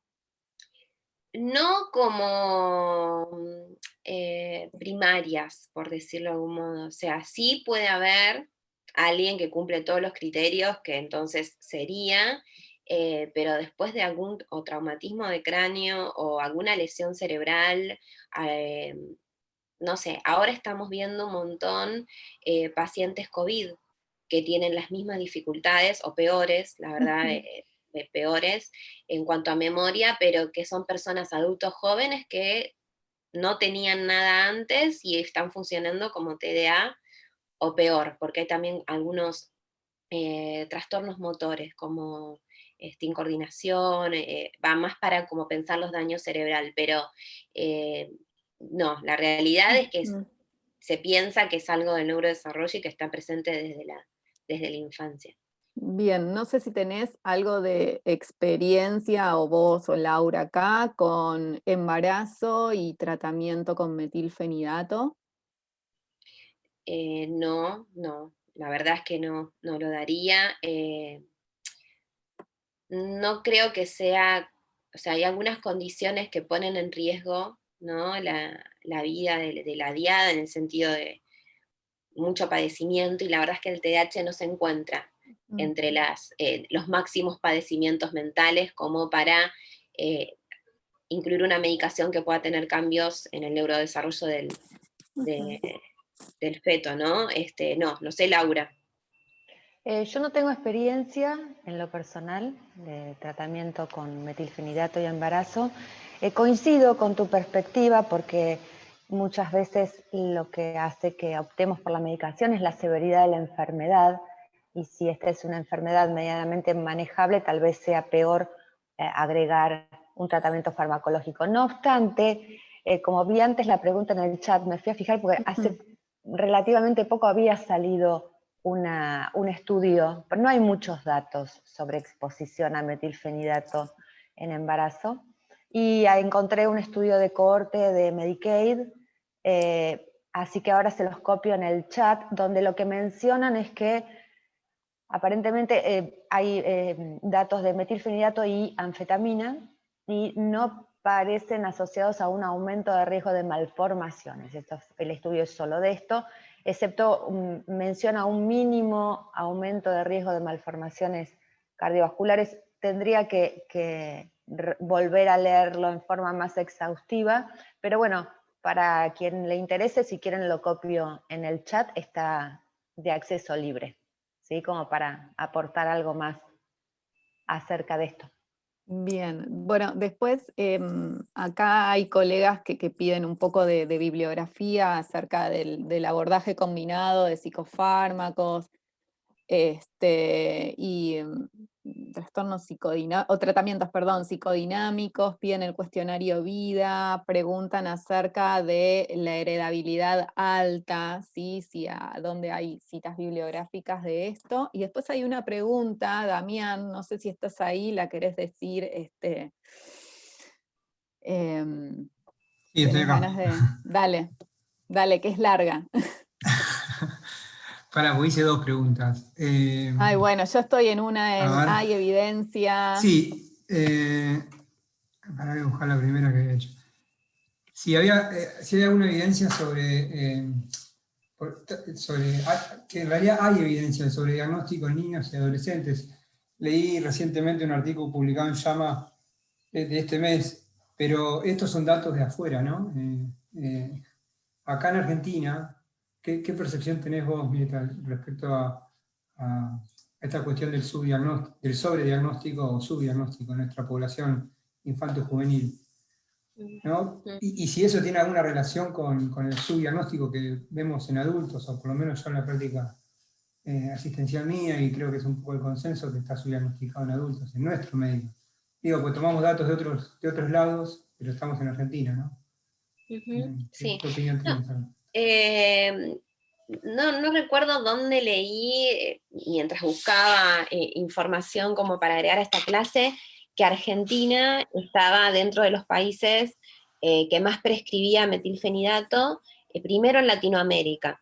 Así que yo estimo que se está diagnosticando más.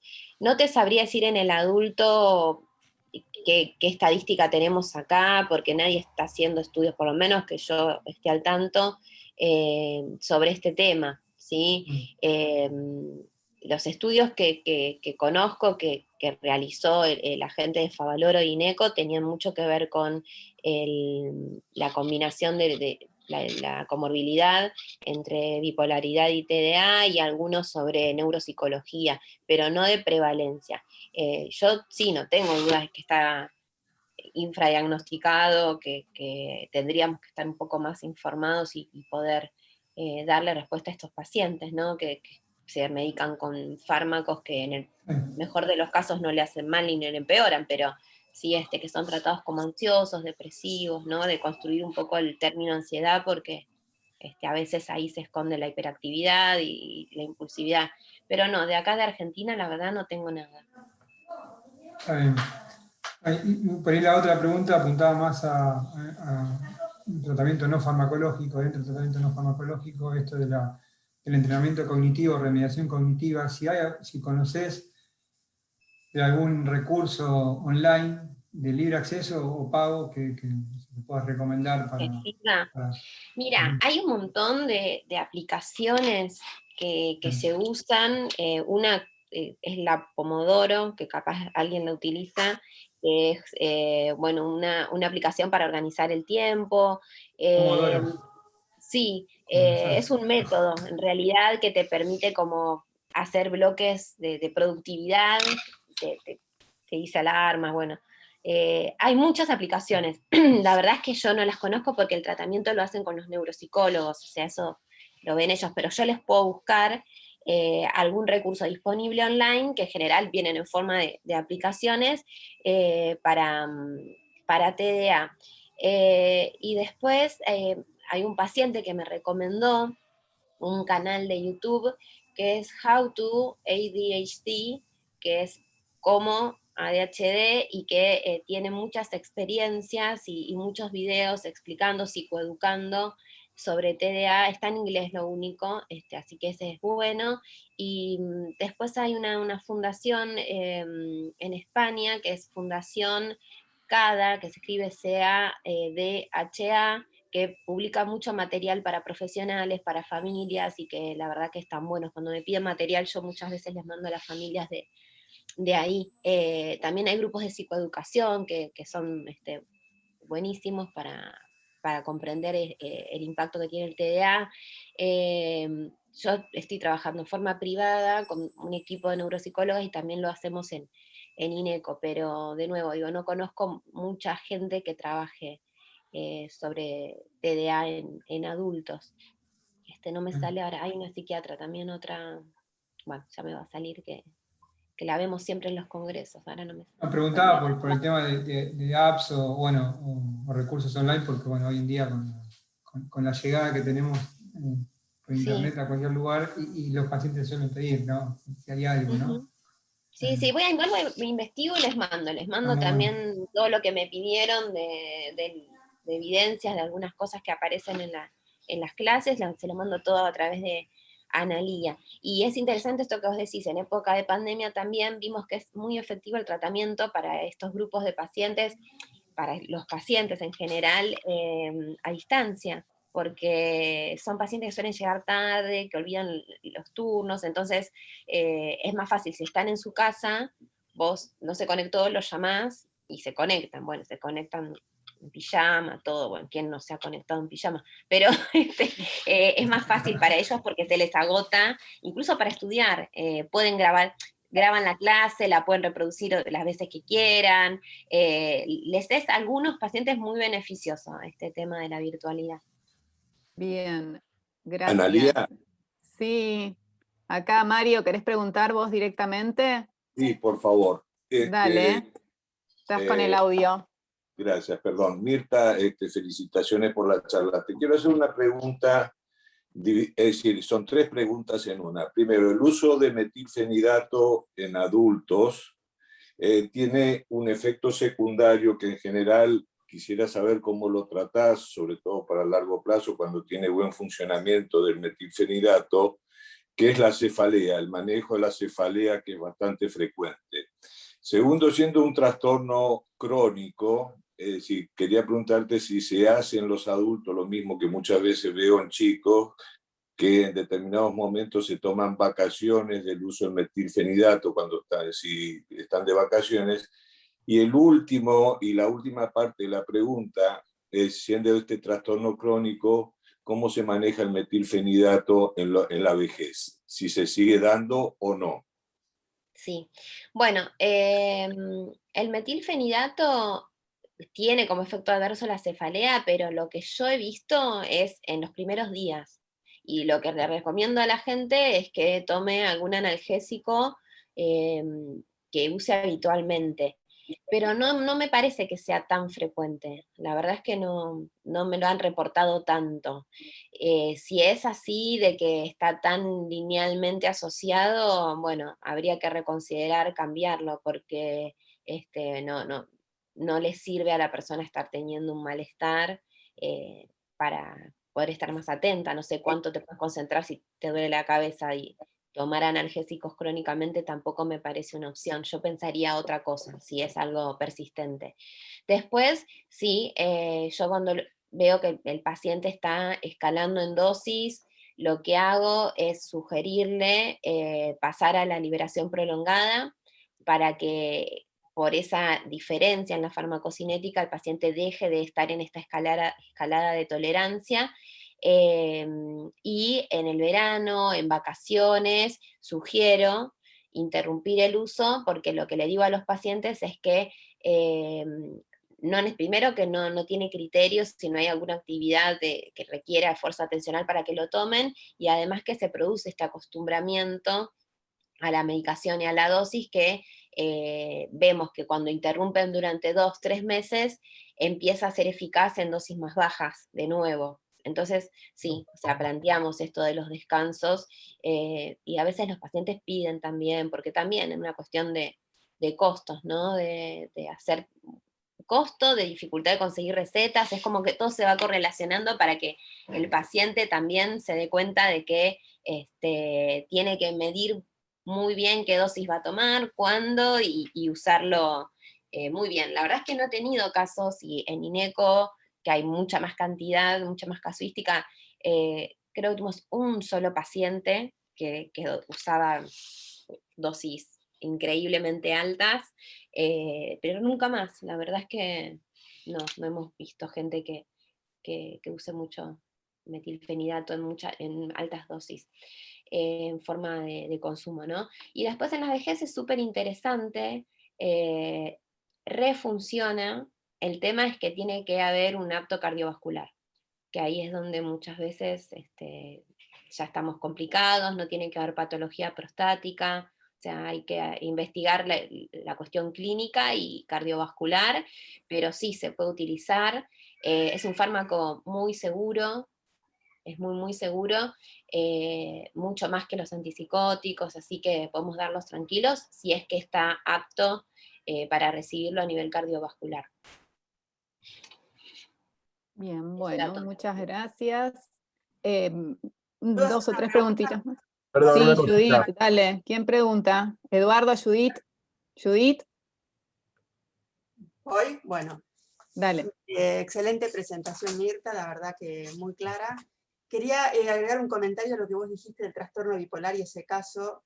Quería contar que yo hace años recibí un paciente que en ese momento tenía 17 años, había sido, lo trataban, sospechaban un TDAH, y le dieron metilfenidato y el paciente hizo su primera depresión anérgica, machaza, que después en el curso de la enfermedad fue un bipolar 1, digamos, clásico, con manías tremendas. Y siempre me quedó como la cuestión de si había casuística o había experiencia que produjera trastorno depresivo, o sea, que se manifestara la enfermedad como depresión, como una cosa medio paradojal, ¿no? O si fue una pura coincidencia temporal con el curso natural de la enfermedad, pero realmente me resultó asombroso. Bueno, nada, quería saber tu opinión sobre eso, si habías escuchado algo así. No, la verdad que no, y sí está bueno esto que aclarás, Judith, de si es una coincidencia en el tiempo. Como esto es crónico, o sea, es algo permanente, cada episodio tiene que ser analizado en ese contexto, ¿no? De si tiene que ver realmente, o es que esto está de base y sucede, ¿no? Lo del TDA. Pero no, la verdad es que de depresión asociado al tratamiento, no. Claro, en este caso, digamos, lo que se corroboró es que el paciente era un trastorno bipolar, no un TDAH. Por supuesto, sí, podía tener un déficit atencional, digamos, en el marco del trastorno bipolar, pero bueno. Gracias, Mirta. No, de nada, yo... Perdón, Eduardo, antes Sí. estaba Eduardo, creo. No. ¿No? Yo dije una pregunta, sí. Bueno, no es una pregunta, digamos. Simplemente que, no, quería comentar porque fue aludido ahí. Hay un estudio del año 2017 del Cedronar que encuentra un 0,1 a 0,3% de uso de estimulantes en la población general de 12 a 65 años en la Argentina. Yo hice un estudio que fue publicado tanto en el 2017 como o 12 años antes, en donde medí los psicofármacos que estaban en una muestra, digamos, en la ciudad de Buenos Aires, y también había entre 0,2 y 0,3% de la población adulta de la ciudad de Buenos Aires estaban tomando psicoestimulantes. Digo, para más o menos tener una idea, no, me dio un número bastante aproximado al del Cedronar que hicieron en el año 2017, así que más o menos deben ir por eso los números de la población adulta que toma psicoestimulantes. Claro, que no tiene correlación con la cantidad de casos de TDA, porque como hablábamos antes, no todos están tomando, pero está bueno, y la verdad no lo había buscado como en el contexto de todos los fármacos, cuánto, así que si podés, Eduardo, después pásamelo, porque no lo conocía. Pero bueno, esto es como los asintomáticos, ¿viste? O sea, están los que toman medicación y uno los puede identificar y es un porcentaje significativo porque no es una medicación de uso común, pero bueno, ¿cuántos otros tienen el diagnóstico y no están tomando estimulantes? Claro. Además, habíamos hecho también hace unos cuantos años, pero la verdad que me estaba fijando y no lo encontré ahora, en niños, más o menos en un número de 700 niños. Bueno, le preguntamos a los padres si estaban tomando psicofármacos y qué psicofármacos, y el número es de chicos que estaban tomando psicoestimulantes, y esto lo habíamos hecho con padres de colegios tanto privados como públicos. Era muy, muy escaso, con lo cual, digo, estaba en contra de esta idea generalizada de la sobremedicación en los niños, que posiblemente existe en algunos colegios privados, pero que claramente no es el caso en los colegios públicos, de la sobremedicación. Pero bueno, digamos, es otra controversia, ¿no? Interesante. Bien, gracias, Eduardo. Flor, ¿estabas vos para preguntar? Sácate. Ahí está, sí. Yo lo que quería comentar en relación a lo que dijo Judith, sobre todo pensando en la comorbilidad entre trastorno por déficit atencional y bipolaridad, es bastante habitual en la infancia que, como el trastorno por déficit atencional aparece desde el inicio, y el trastorno bipolar debuta en la infancia mucho más tarde, que muchos pacientes que van a ser bipolares tengan la exposición previa a metilfenidato. Y hay varios estudios que plantean que la exposición previa a metilfenidato no aceleraría el desarrollo del trastorno bipolar. Eso quería comentar. Bueno, gracias por el aporte. Damián vuelve a preguntar acá, nos dice que recientemente se aprobó la viloxacina, un fármaco no estimulante. ¿Tenés idea de esto, del proceso de aprobación? ¿Leíste algo de esto? Yo no. Sí, no tenés bien. No. No sé si vos, Damián, tenés algo más para aportar de esto o... No, bueno, que recibe aprobación recientemente por FDA, es un no estimulante, apuntando, por lo que estaba mirando, al nicho de la precaución que hay con usar estimulantes o los miedos que hay. Entonces, nada, es un nuevo fármaco que es no estimulante, sería para usar en general todos los días, durante todo el año, así se presenta. Tiene un mecanismo serotonérgico, de antagonismo sobre algunos receptores y agonismo sobre otros, y no tendría algunos riesgos asociados a los estimulantes. Pero bueno, no, o sea, es lectura de aprobación reciente y cero experiencia, porque estamos acá, ¿no? Por eso quería saber si No, la verdad es que no lo había leído, pero bueno, ojalá que haya más alternativas. Damián, creo que el mecanismo de acción es inhibidor selectivo de recaptación de noradrenalina. Algo de noradrenalina sí, pero en realidad es antagonista de los 5-HT2 y agonista 5-HT2C. Pero bueno, ese es el mecanismo propuesto. Y también noradrenalina, sí. Sí, un inhibidor de la Es recaptación del perfil de la noradrenalina. tomoxetina, Damián, me parece. Claro, con el agregado de los serotonérgicos.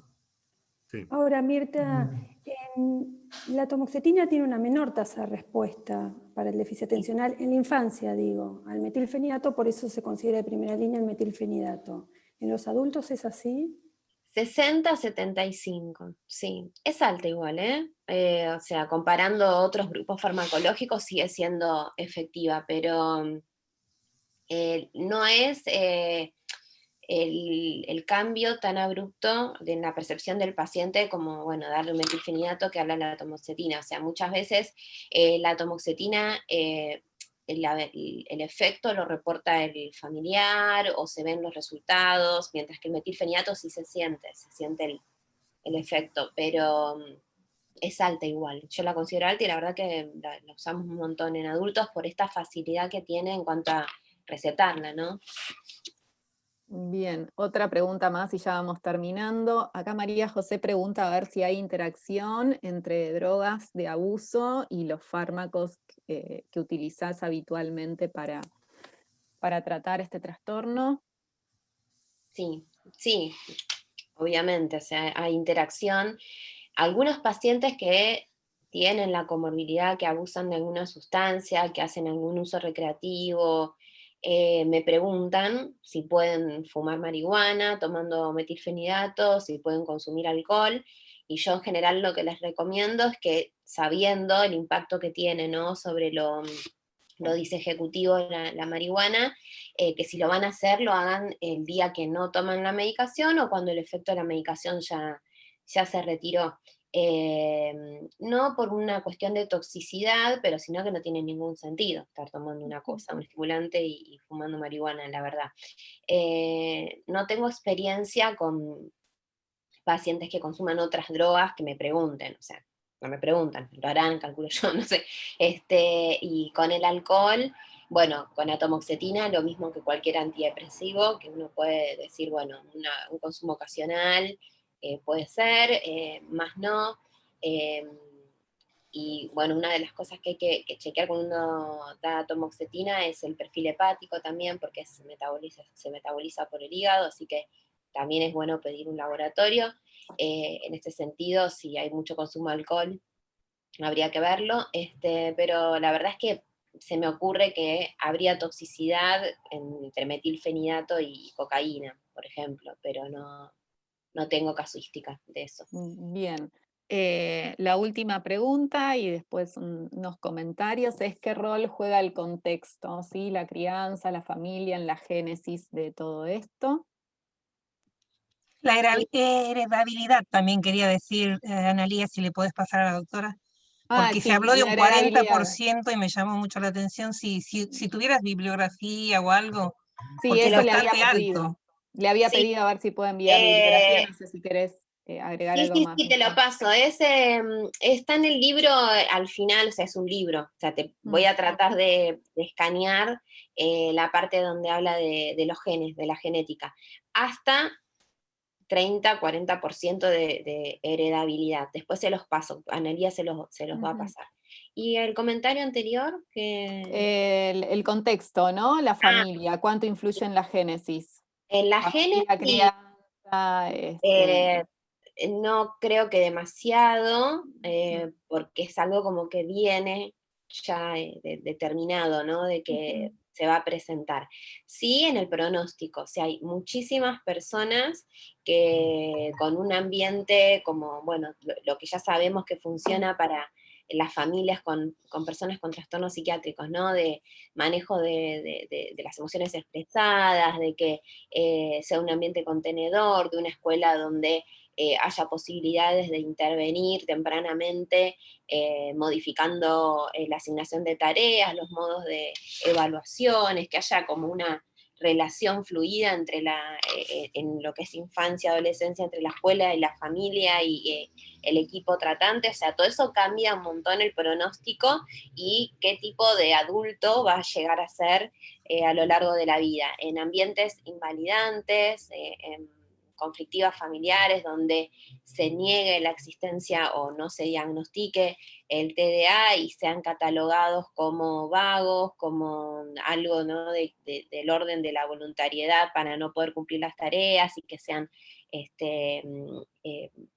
sancionados o comparados con sus otros hermanos, familias donde haya expectativas muy altas en cuanto al desempeño, familias que me pasa a mí de atender, no sé, gente que logró los más altos cargos dentro de su especialidad, y bueno, y que de repente ahí tienen un hijo con dificultades que quizás no puede terminar el secundario. Bueno, ese tipo de relaciones familiares sí van a generar pronósticos mucho más desfavorables para las personas, así que ustedes tengan en cuenta que en la infancia, en la adolescencia y el inicio de la edad adulta es donde se adquiere la identidad de uno, ¿no? Y las etiquetas que nos pone nuestra familia y también las que ponemos los profesionales tienen incidencia sobre cómo se va a desarrollar esa identidad, su autoestima, que no afecte a nivel de autoestima.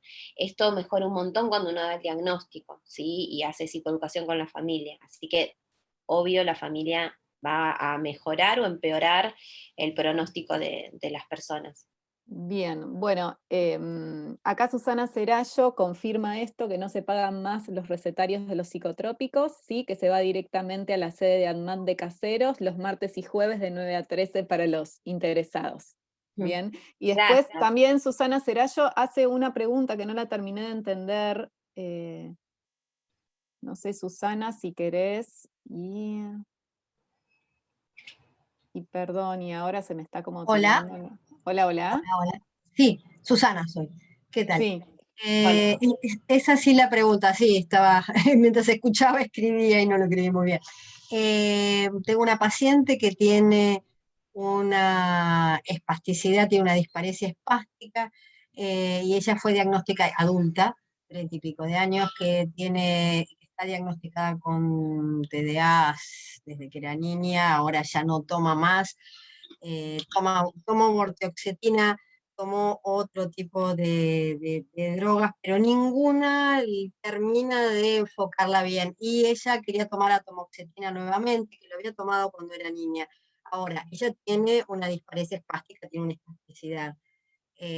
No sé cómo podría ser, la atomoxetina se puede indicar igual. Sí, te diría que sí, o sea, no hay una contraindicación formal.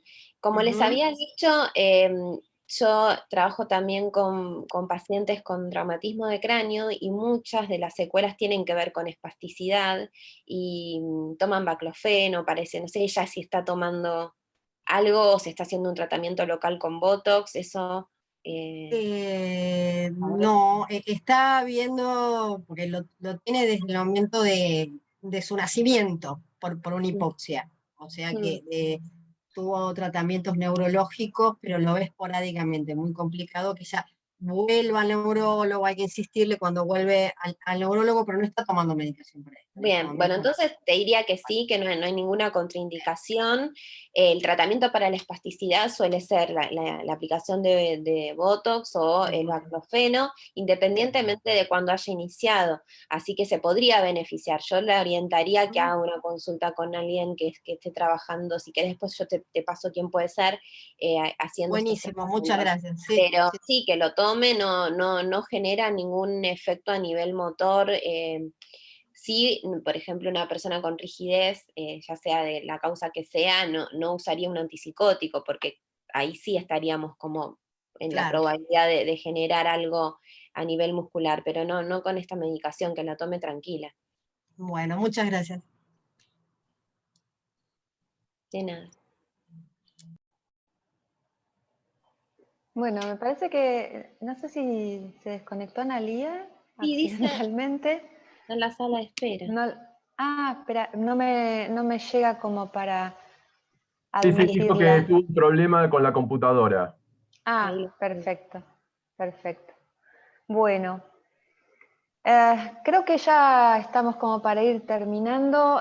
No sé si había alguna pregunta que haya quedado pendiente o algún último comentario que alguien quiera hacer. Ahí volvió Ana. Perdón, no sé qué pasó, se tildó, se apagó todo. Estas cosas que ocurren. Yo tengo un comentario respecto a... buen día primero, antes que nada, y gracias por la exposición y los aportes, súper útil.